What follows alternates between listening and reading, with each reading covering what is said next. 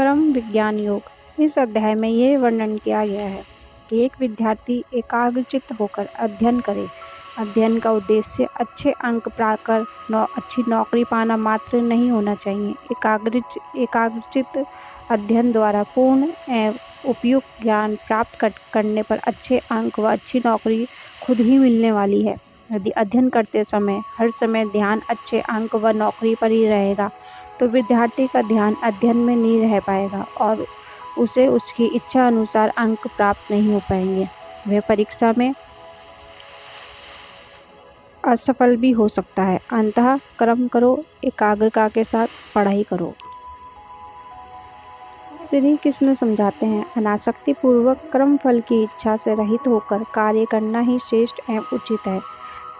कार्य को अकर्म की भावना, कार्य न करने की भावना से अर्थात स्वयं को कार्य का कर्ता न मानते हुए कार्य करने से लक्ष्य की प्राप्ति होती है। इसी भावना से कार्य करते करते ही मोक्ष की प्राप्ति होती है। अर्जुन ने कहा, आप कर्म फल की इच्छा न करने तथा कर्म करके अंतिम लक्ष्य आत्मा का परमात्मा से मिलन प्राप्ति दोनों की ही बातें कर रहे हैं। दोनों में से श्रेष्ठ मार्ग कौन सा है? श्री कृष्ण ने समझाया, दोनों मार्ग ही मोक्ष के साधन हैं, परंतु दूसरा मार्ग अर्थात कर्म द्वारा आत्मा का परमात्मा से मिलन ही श्रेष्ठ है। जो व्यक्ति कर्म करने से हिचकता नहीं तथा कर्म फल की चिंता भी नहीं करता, वही व्यक्ति साधक है।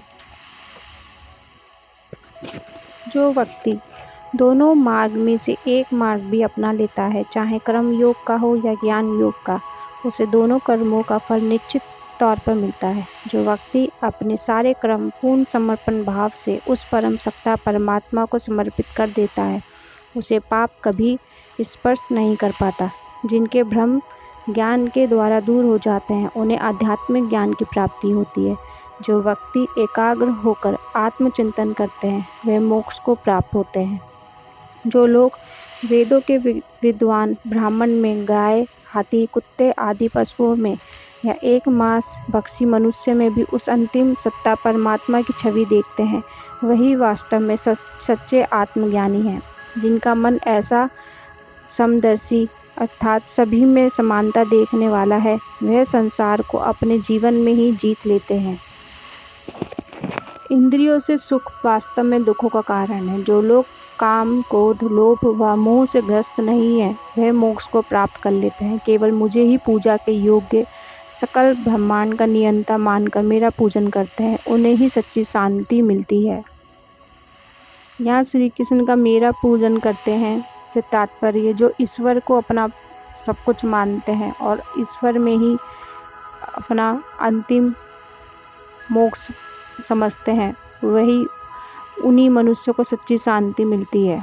यहाँ मेरे पूजन से अभिप्राय भगवान श्री कृष्ण का ईश्वर परम सत्ता से है। आत्म संयम योग। यह अध्याय हम मनुष्यों के लिए अत्यंत महत्वपूर्ण है। ये उन्हें मन, बुद्धि और इंद्रियों पर संयम के द्वारा अपने जीवन तथा व्यवसाय में उत्तमता लाने के लिए विधि सिखाता है। श्री कृष्ण इस अध्याय में अष्टांग योग का रहस्य समझाते हैं तथा इसके ठीक अभ्यास की विधि भी समझाते हैं। अष्टांग योग एक जीवनधारी के आध्यात्मिक स्वभाव का रहस्य खोलता है। श्री कृष्ण विस्तार से मन और दिमाग का स्वभाव समझाकर योग द्वारा मन पर नियंत्रण करने का मार्ग समझाते हैं। वह कहते हैं, जिसने मन पर नियंत्रण कर लिया, उसने मन को अपना हितैषी मित्र बना लिया। जिसका मन नियंत्रण में नहीं है, उसका मन और उसका सबसे बड़ा दुश्मन है। मन पर नियंत्रण कैसे करें? श्री कृष्ण का सीधा, सरल व स्पष्ट उत्तर है, योगा अभ्यास, योग साधना के द्वारा। योग साधना के लिए प्रथम साफ सुथरा सपाट स्थान, जो ना अधिक ऊंचा हो ना ही अधिक नीचा, का चुनाव कर लें। उस स्थान पर घास में छाल या सामान्य कपड़े का आसन बिछा लें। उस आसन पर स्थिर चित्त होकर बैठ जाएं। धीरे धीरे मन तथा इंद्रियों पर संयम करके चित्त को एकाग्र करके ध्यान करना आरंभ करें। पूरी पीठ, सिर तथा गर्दन सीधी तथा बिना हिलाए रखें। सारा ध्यान नाक के अग्रभाग पर रखें। निश्चित और निर्भय होकर मेरे प्रति पूर्ण समर्पण करके केवल मेरा ध्यान करें, परमात्मा का ध्यान करें।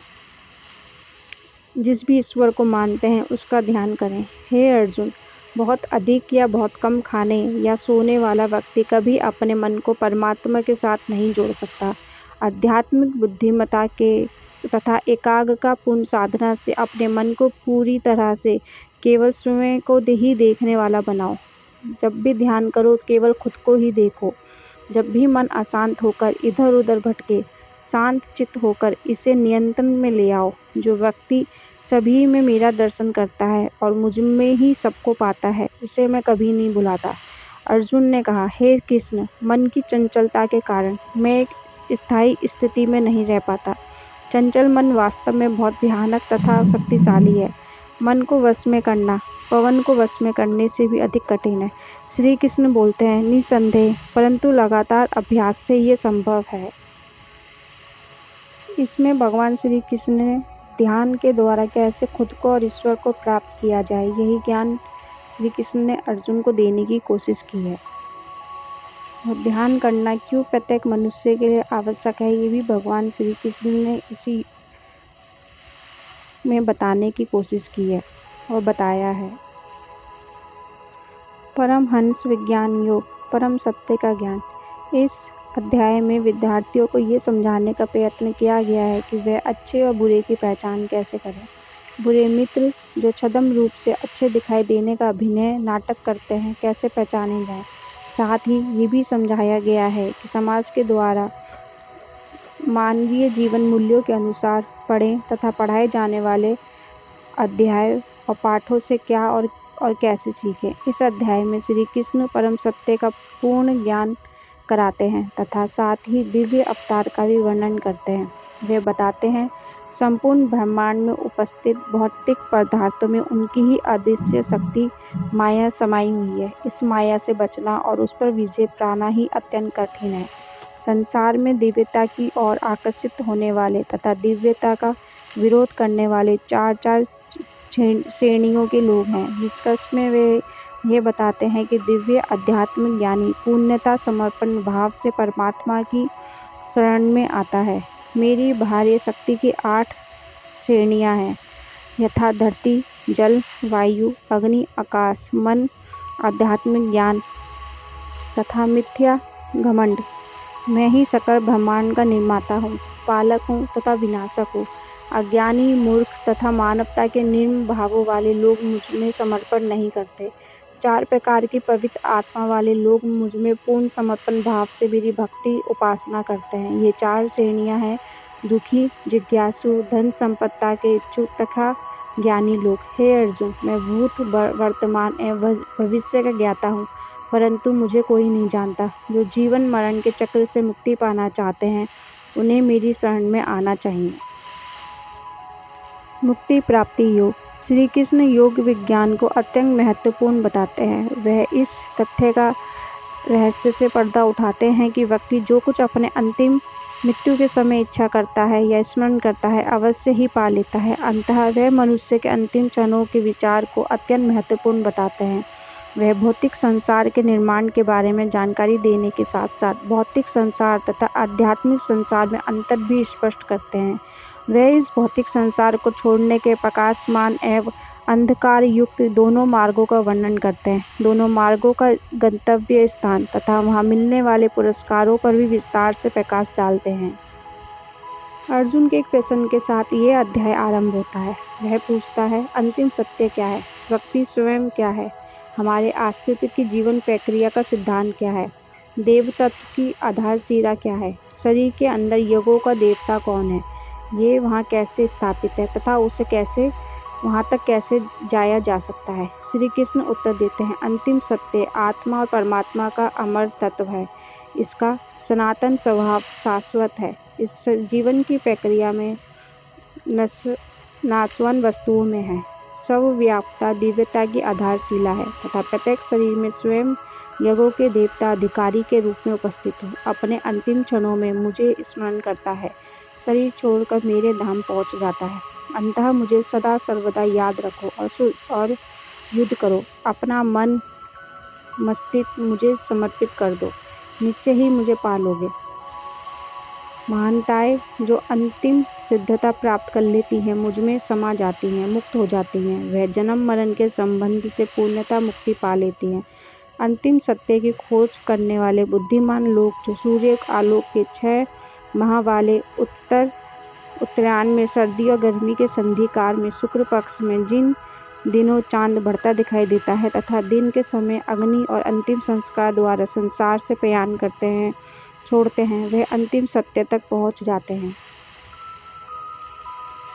अंतिम सत्य का विश्वसनीय ज्ञान। इस अध्याय में श्री कृष्ण अध्यात्म ज्ञान के रहस्यों को समझाते हैं। वे कहते हैं, संपूर्ण भौतिक अस्तित्व, ब्रह्मांड के निर्माता, पालन रक्षक तथा चारक स्वयं वही परमात्मा है। वे अपनी ही बाह्य शक्ति से सबका संचालन करते हैं। सारी गतिविधियां उन्हीं की देखरेख में चल रही हैं। इस अध्याय की विषय वस्तु है समर्पण युक्त सेवाएं। परमात्मा खुद घोषित करते हैं कि यह वस्तु अत्यंत गोपनीय है। सकल ब्रह्मांड, सभी लोगों का निर्माण परमात्मा ने अपनी ही कल्पना से किया है। सारा जीव जगत उनमें ही समाया हुआ है, उन पर ही आश्रित है, उन पर ही निर्भर है, परंतु परमात्मा स्वयं किसी पर निर्भर नहीं है। हे अर्जुन, समझो, जिस प्रकार बरसाती पवन वायु सर्वथा बहते हुए अंतरिक्ष में विद्यमान स्थापित रहती है, उसी प्रकार समस्त ब्रह्मांड मुझ में व्याप्त है। ये ब्रह्मांड की सभी प्रकार की गतिविधियां मुझसे संचालित होती हैं, परंतु मैं इनसे बंधा हुआ नहीं हूँ, बंधन में नहीं हूँ। मैं इन सब में निरपेक्ष तथा अनासक्त भाव से व्यापक स्थित हूँ।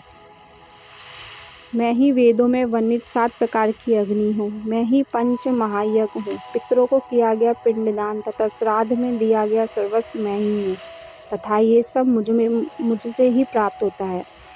वनों की औषधियों में भी मैं हूँ, गाय का शुद्ध घी भी मैं ही हूँ, अग्नि में भी मैं ही हूँ, दान करने की क्रिया में भी मैं ही हूँ। मैं ही गर्मी प्रदान करता हूँ, मैं ही वर्षा करता हूँ और मैं ही उसे रोकता भी मैं ही हूँ। विभिन्न देवी देवताओं की पूजा भी परोक्ष रूप से मेरी ही पूजा है। पूजा भक्ति भाव और समर्पण भाव से दिया गया एक फूल, एक पत्ता, एक फल या जल भी मैं सब प्यार से स्वीकार करता हूँ। उस शुद्ध हृदय वाले व्यक्ति का न्यूनतम समर्पण भी मेरे लिए महानतम है। मैं सभी सजीवों को समान भाव से देखता हूँ, सभी आत्माओं को समान भाव से देखता हूँ। मेरा कोई दुश्मन नहीं है, मेरा कोई दोस्त नहीं है। मेरा भक्त कष्ट में नहीं रहता और मैं अपने भक्तों के सारे कष्ट हर लेता हूँ। सिर्फ यहाँ मानना है तो मुझे मानना है और खुद को, अपने आप को मेरे पूर्ण रूप से मुझे समर्पित कर देना है। विभूति विस्तार योग। अंतिम सत्य की अमर आभा विभा। भगवान श्री कृष्ण की उदात्त स्थिति ही समस्त कारणों का एकमात्र कारण है। यहाँ वे अपने विशेष अवतारों का भी स्पष्टीकरण करते हैं। अर्जुन उनसे अपने अवतारों की अधिक वर्णन करने की प्रार्थना करते हैं। श्री कृष्ण अपने अवतारों में से कुछ विशेष महत्वपूर्ण अवतारों का वर्णन करते हैं। जो व्यक्ति मुझे अजन्मा, अनादि, अनंत तथा सकल लोकों का एकमात्र नियंता मानता है, वे सभी पापों से मुक्त हो जाता है। 7 महान ऋषियों एवं 4 मनुओं का अस्तित्व भी मुझसे ही हुआ है। सभी घटनाओं के मूल में मैं ही हूँ, मुझसे ही ये सब प्राप्त होता है। हे अर्जुन, सभी सजीव प्राणियों के अंदर हृदय में आत्मा के रूप में मैं ही व्याप्त हूँ। मैं ही समस्त अस्तित्व का आदि, मध्य तथा अंत हूँ। 12 आदित्यों में मैं विष्णु हूँ। सभी प्रकाशवान देवों में मैं सूर्य हूँ। 7 मारुतों में मैं मरीचि हूँ। समस्त उपग्रहों में मैं चंद्र हूँ। 4 वेदों में मैं सामदेव हूँ। देवताओं में मैं इंद्र हूँ। इंद्रियों में मैं मस्तिष्क हूँ। समस्त जीवन जगत में मैं आत्मा हूँ। 11 रुद्रों में मैं शिव हूँ। समस्त यशों एवं अस्त्रों में मैं कुबेर हूँ। 8 वसुओं में मैं अग्नि हूँ। समस्त पर्वतों में मैं मेरु हूँ। हे अर्जुन, मैं ही समस्त देवी देवताओं का गुरु बृहस्पति हूँ। सेनापतियों में मैं कार्तिकेय हूँ। जलाशयों में मैं महासागर हूँ। महान ऋषियों में मैं भृगु हूँ। ध्वनियों वाणी में मैं ओम हूँ। स्थिति अचल वस्तुओं में मैं हिमालय हूँ। वृक्षों पेड़ों में मैं वट वृक्ष बरगद हूँ। दिव्य ऋषियों में मैं नारद हूँ। गंधर्वों में मैं चित्र राधा हूँ। उत्तम देवों में मैं कपिल देव हूँ। घोड़ों में मैं क्षीर सागर से प्राप्त उच्च शवा हूँ। दिव्य हाथियों में मैं ऐरावत हूँ। मनुष्यों में मैं सम्राट हूँ। सभी शस्त्रों में मैं वर्ज हूँ। धेनुओं गायों में मैं सुरभि हूँ। परण्य तथा प्रजनन के प्रेरकों में मैं कामदेव हूँ। एक फन वाले जहरीले सपों में मैं वासुकी हूँ। अनेक फन वाले बिना जहर वाले सांपों में मैं अनंत हूँ। जल के स्वामी के रूप में मैं वरुण हूँ। पूर्वजों में मैं अयम हूँ। प्रशासकों में न्याय व मृत्यु का देव यम हूँ। दैत्यों में मैं प्रहलाद हूँ। मापों में मैं समय काल हूँ। पक्षियों जीवों में मैं सिंह तथा पक्षियों में मैं गरुड़ हूँ। वेगवानों के तीव्र गति वालों में पवन वायु हूँ। शास्त्रों के ज्ञाता में मैं राम हूँ। मत्स्यों से युक्त नदियों में मैं गंगा हूँ। वर्णों में प्रथम वर्ण अक्षर आ हूँ। संयुक्त शब्दों में मैं द्वंद्व समास हूँ। मैं सतत चलायमान काल हूँ। मैं चतुर्मुखी ब्रह्मा हूँ। मैं सबका काल मृत्यु यम हूँ। स्त्रीलिंग गुणों में मैं ख्याति प्रसिद्ध सुंदरता उद्बोधन कला स्मरण शक्ति बुद्धि दृढ़ तथा सहानुभूति हूँ। सामदेव के मंत्रों में मैं विहंत साम हूँ। समस्त मंत्रों में मैं गायत्री हूँ। मासों में मैं किसी मास हूँ। ऋतुओं में मैं वसंत हूँ। धोखेबाजों में मैं जुआ हूँ।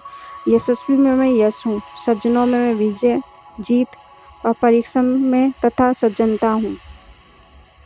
विष्णु के वंशजों में वासुदेव हूँ। पांडवों में मैं अर्जुन हूँ। ऋषियों में मैं वेद व्यास हूँ।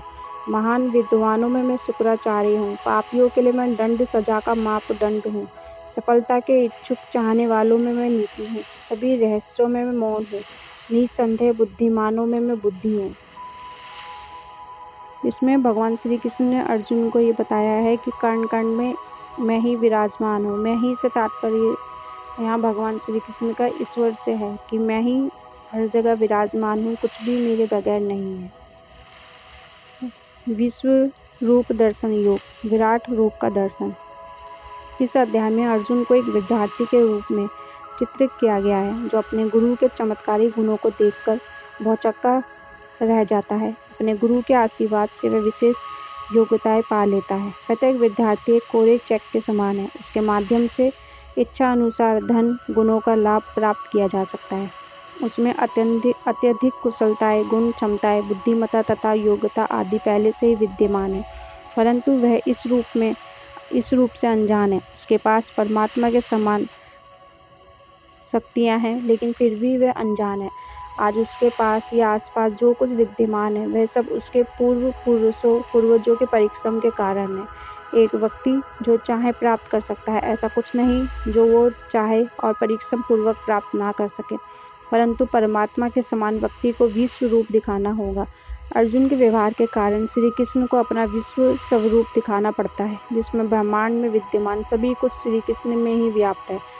अर्जुन, हे कृष्ण, जैसा आपने अपना स्वरूप वर्णन किया है ये सब सत्य है। आपका सर्वशक्तिमान सर्वज्ञ तथा सर्वव्यापी रूप देखना चाहता हूँ। यदि आप मुझे इस योग्य समझते हैं तो कृपया अपना शाश्वत अमर रूप मुझे दिखाइए। श्री कृष्ण ने उत्तर दिया, मेरा दिव्य रूप देखो। इस रूप में मुझ में 12 आदित्यों 8 वसुओं शिव के 11 रूपों 2 अश्वनी कुमारों तथा 49 मरुतों को देखो। असंख्य आश्चर्य को देखो। देखो मेरा पूरा चराचर ब्रह्मांड मेरे शरीर के केवल एक अंश में समाया हुआ है, परंतु इन चक्षुओं आँखों से तुम्हें ये सब दिखाई नहीं देगा। अतः मैं तुम्हें दिव्य दृष्टि प्रदान करता हूँ। श्री कृष्ण ने अर्जुन को अपना विराट रूप दिखाया। इस रूप में असंख्य आश्चर्यजनक दृश्य थे। असंख्य आँखें तथा मुख दिखाई दे रहे थे।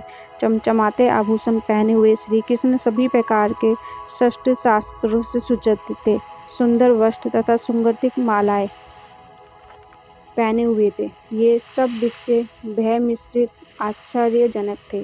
श्री कृष्ण का दिव्य तेज हजारों सूर्यों के सामूहिक प्रकाश से भी अधिक था। भक्ति योग इस अध्याय में परमात्मा के प्रति भक्ति का महत्व बताते हैं, साथ ही आध्यात्मिक क्षेत्र के अनेक मार्गों के बारे में भी प्रकाश डालते हैं। वे कहते हैं, अपना कर्तव्य पूर्ण करने वाले भक्त उन्हें प्रिय हैं। आत्मा तथा परमात्मा का विभाग योग इस अध्याय में श्री कृष्ण भौतिक शरीर तथा अनश्वर अंतर समझाते हैं। भौतिक शरीर परिवर्तनशील है तथा नश्वर नाशवान है तथा आत्मा सनातन एवं अनश्वर है। आत्मा तथा परमात्मा का भी संक्षिप्त ज्ञान देते हैं। भौतिक प्रतीक के गुण विभाग योग श्री कृष्ण सर्वप्रथम सतोगुण सत्य तथा अच्छाई से संबंधित योग को समझाते हैं। भौतिक अस्तित्व मन की संवेदनाओं भावनाओं से प्रभावित होता है। वे व्यक्ति के अनिवार्य चरित्र स्वभाव को विस्तार से समझाते हैं। उस स्वभाव का कारण और उसकी तीव्रता को भी विस्तार से समझाते हैं। वे ये भी बताते हैं कि उन सब का व्यक्ति के जीवन पर क्या और कैसे प्रभाव पड़ता है। जो उन सब से अप्रभावित है उसके लक्षण भी बताते हैं। वे बड़े स्पष्ट रूप से संदेश देते हैं कि व्यक्ति को अज्ञानता के कारण भावुकता से स्वयं को बचाना चाहिए। शुद्ध सात्विक भाव सद्गुणों का मार्ग ही अपनाना चाहिए। पुरुषोत्तम योग अंतिम सत्य की अनुभूति। एक विद्यार्थी का लक्षण है कि वह स्वयं के खुद के गुणों और शक्तियों को पहचाने। एक ब्रह्मचारी को झूठी शान व अभिमान व भ्रमों को त्याग देना चाहिए तथा कुसंगति से भी सदा दूर रहना चाहिए। यहाँ श्री कृष्ण परमात्मा के सब कुछ सर्वशक्तिमान तथा सर्वव्यापी रूप का वर्णन करते हैं। परमात्मा को जानने का उद्देश्य तथा महत्व का भी वर्णन करते हैं। साथ ही उस परम तत्व को जानने के लिए भी साधन बताते हैं। भ्रांतियाँ तथा झूठे अभिमान से तथा कुसंगति से बचकर नश्वरता तथा शाश्वतता के विचार को समझकर काम क्रोध लोभ मोह आदि विकारों से बचकर तथा सुख दुख में समभावी होकर व्यक्ति को परमात्मा के परम धाम का अधिकारी हो जाता है। व्यक्ति के मन में उत्पन्न छदम मिथ्या अभिमान अज्ञान काम क्रोध घृणा हठ आदि विचार आसुरी राक्षसी वृत्तियों से उत्पन्न होते हैं। दिव्य स्वभाव मुक्ति का मार्ग तथा आसुरी स्वभाव बंधन का मार्ग माने जाते हैं। देवासुर विभाग योग दिव्य तथा आसुरी वृत्तियाँ। दो कहावतें हैं। व्यक्ति की पहचान उसकी संगति मित्रों को देखकर से होती है तथा विचारों भावनाओं संवेदनाओं से होती है। ये दोनों तथ्य विद्यार्थी के लिए अत्यंत महत्वपूर्ण है। इस अध्याय में परिश्रमी एवं होनहार विद्यार्थी को महत्वपूर्ण एवं उपयोगी बिंदु मिलेंगे। यहाँ उपयुक्त उचित विचार सच चरिता मन को साधने उचित आहार विहार बोल चाल तथा व्यवहार से संबंधित व्यवहारिक ज्ञान मिलता है। श्री कृष्ण ने स्पष्ट रूप से उन गुणों चरित्र एवं कर्मों का वर्णन किया है जो दिव्यता की श्रेणी में आते हैं। उन्होंने दुष्ट वृत्तियों तथा दुष्ट चरित्रता के उन लक्षणों का भी वर्णन किया है जो दुष्ट चरित्रता की श्रेणी में आते हैं, जो दिव्यता विरोधी हैं। मन मस्तिष्क की धारणा के अनुसार किसी भी विचारधारा में मनुष्य की विश्वास स्थिर होती है। मनुष्य का जीवन उसी विश्वास की प्रतिमूर्ति है। अपने विश्वास के माध्यम से ही व्यक्ति को पहचान बनती है।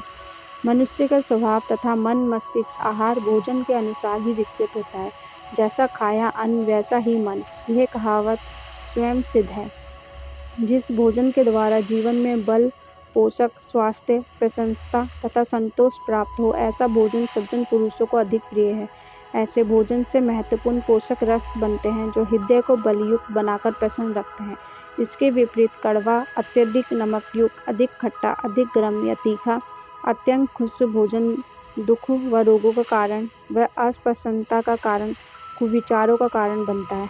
सत्य भाषण जो किसी को भी आघात न पहुँचाए प्रसन्नता युक्त तथा हितकारी हो, वही भाषण कला युक्त कहलाता है। विचारों की शुद्धता स्नेह युक्त आत्म संयम रक्षे की पवित्रता आदि मन मस्तिष्क के गुण क्रम है, जो क्रम केवल प्रशंसा प्राप्ति या पुरस्कार प्राप्ति के लिए किए जाते हैं, वे वास्तव में नकली हैं। हे अर्जुन, आस्था के बिना की गई साधना या दिया गया दान और बिना संयम के निरर्थक व व्यर्थ होते हैं। श्रद्धा तेय विभाग योग श्री कृष्ण ने आस्था को 3 श्रेणियों में वर्गीकृत किया है। शाश्वत अस्तित्व निर्धारित करने के लिए 3 विशेष गुण हैं। आस्था के यही 3 गुण जगत में चेतना का निर्माण करते हैं।